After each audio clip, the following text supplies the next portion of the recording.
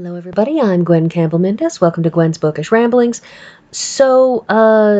Today we are discussing the anti-book list. Well, I'm talking about, rambling endlessly about the anti-book list. So, what is this? This was released in 1981, and this is one of my favorite. Really, it's a humor collection, I find. There are some bits in this that are not particularly humorous, I grant. But it's very, very amusing. It's a collection of essays by a fairly hefty collection of authors, some of which you will have heard of and some of which you won't, simply because some of these authors, and their bios are at the end of the book, so that if you get curious, you can look into whether or not you've actually heard of this person or who they are. But for example, the last one, Ian Woolridge, writes on sport for the Daily Mail, and that's everything. Anyway, so there's some of them are columnists, some of them are authors, some of them are freelance journalists. Harry Hewell, or I'm not sure how to pronounce that, is Northern editor of The Guardian. And so on and so forth. And these are... There are, of course, also cartoons, but the thing about the cartoons is they're a little unprepossessing. They add some flavor to the book, but, you have this, which is at the end of one of the discussions. There are a few bits about cookbooks mostly having to do with the fact that there are too many cookbooks out there, and some of them are filled with recipes that you wouldn't feed to your dog. The usual sorts of complaints that you might get. The cover is actually used as an interior illustration from somebody who is complaining not about particular books, but about Book of the Month clubs. The complaint, of course, being that these are the kinds of books, the kinds of collections of books that you look at it and you say, there's 800,000 of these, and they're not necessarily good books, they're just books. There's this, which, as you can see, record for throwing away the Guinness Book of Records, is by somebody who was complaining about the Guinness Book of World Records. Which, no, I don't know where that is, because I didn't actually, mark any of these. And lastly, How to Read textbook, which comes from the bit that was written by somebody who was, well, yes, complaining about textbooks, but he was complaining about a very specific textbook,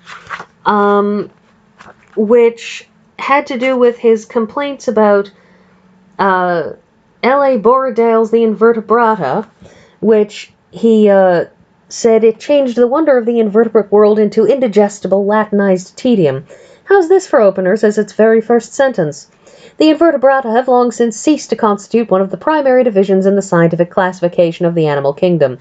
What was the book's title again, and how's that for an immediate rebuff? So, Anthony Smith basically complains about... he complains a lot about textbooks in general.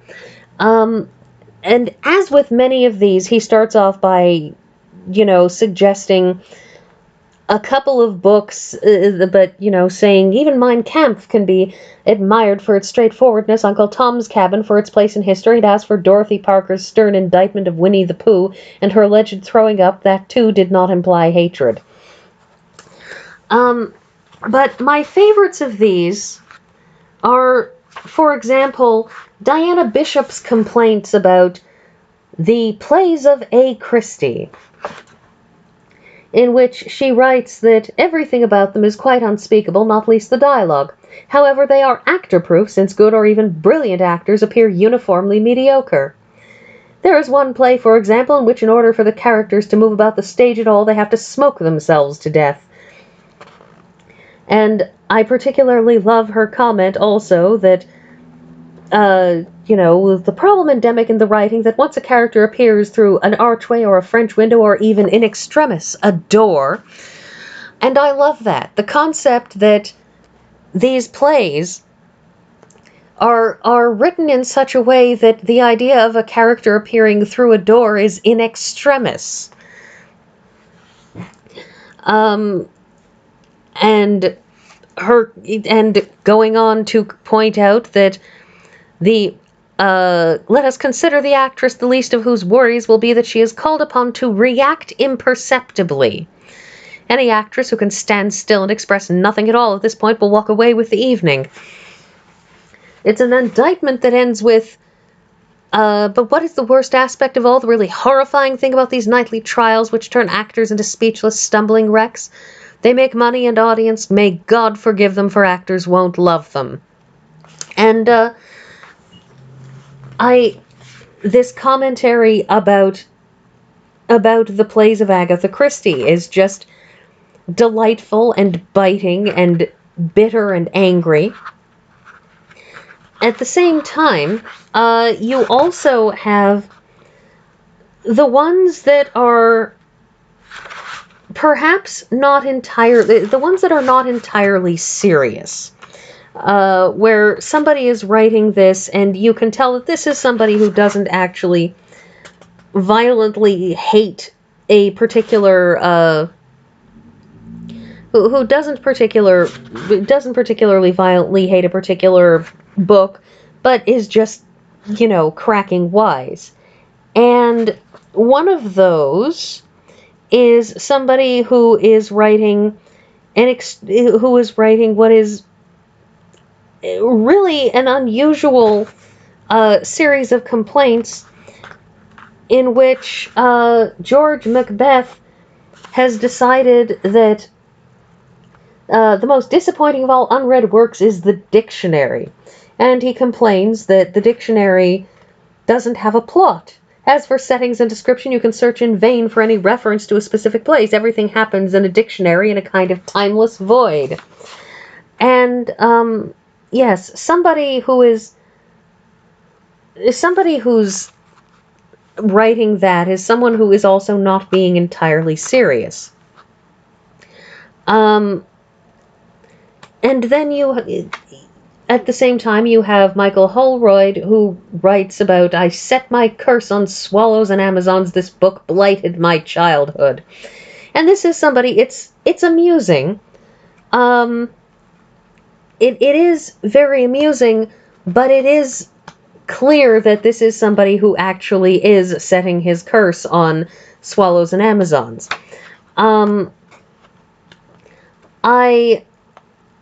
Michael Green's Captain Horatian Ramage by Dudley O. Forrester. I have invented this title to stand for a whole flood of 18th century naval stories. So, in this particular one, he's going after a class of books in which he says at the end that he wishes one day they would raise the curtain and to see the masks slip and finish up with a squeak of fright, Hornblower jumped over the side. Which I suspect falls into under the same auspices as my dislike of characters who appear to know everything, because Albus Dumbledore and his "Is there something you want to tell me, Harry?" It drives me nuts. Characters who seem to know everything and who at the end of the book will just kind of wander past with an amused, "Oh yes, of course I knew everything that was happening, but I didn't tell you anything because reasons." Those characters always irritate me intensely. And so Dumbledore and Harry Potter always Dumbledore made me twitchy even before the 7th book came out. And spoiler alert, we found out he had been plotting to convince Harry to kill himself anyways through all 7 books. The point is, well, 6 books since he was dead in the 7th. Anyways,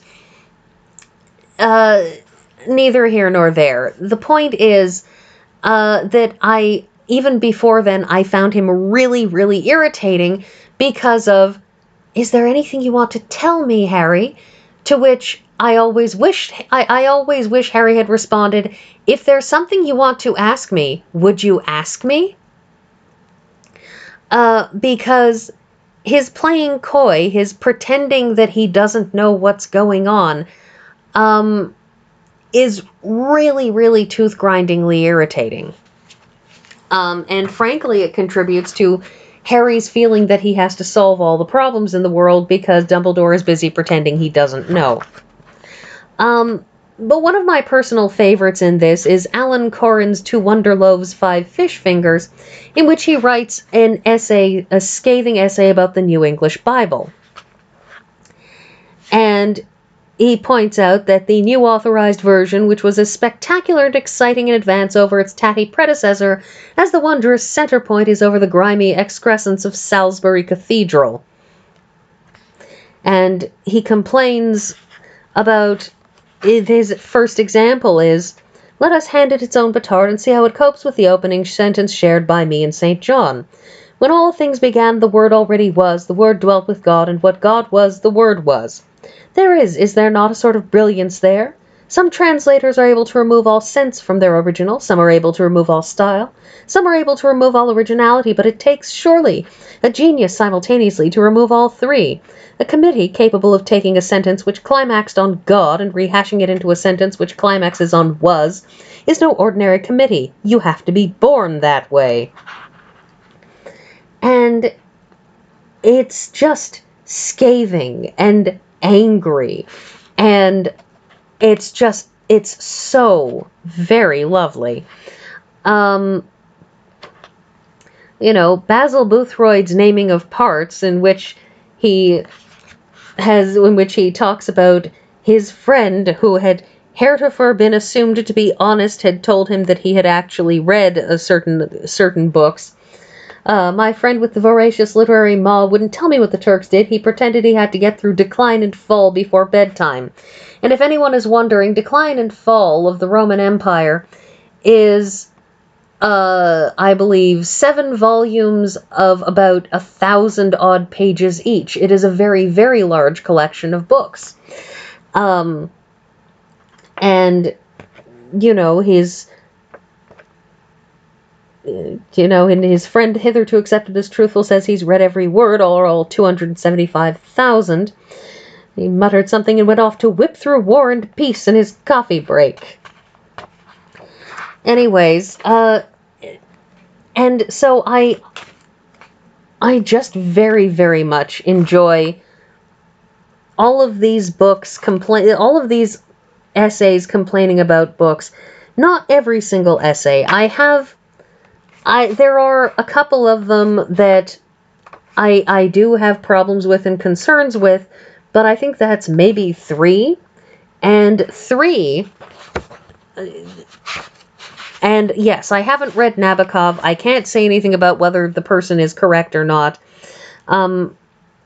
D.A.N. Jones's Bitter Plums is not funny. It's just really, really, really upset. And there are a couple of them that are like that, where I have some issues. But otherwise, even the angry ones are, for the most part, just very amusing. It's fun, it's funny, it's an entertaining read. It's a great book for if you want, essays. If you want short things that you read in short bursts, that you don't have to sit down and read through and keep track of where you are. So, yes, I think I've read you all enough excerpts, so you can make up your minds whether you want to track down a copy of this, which is doubtless out of print. So, it's everything that I have to say, and I will see you all next week.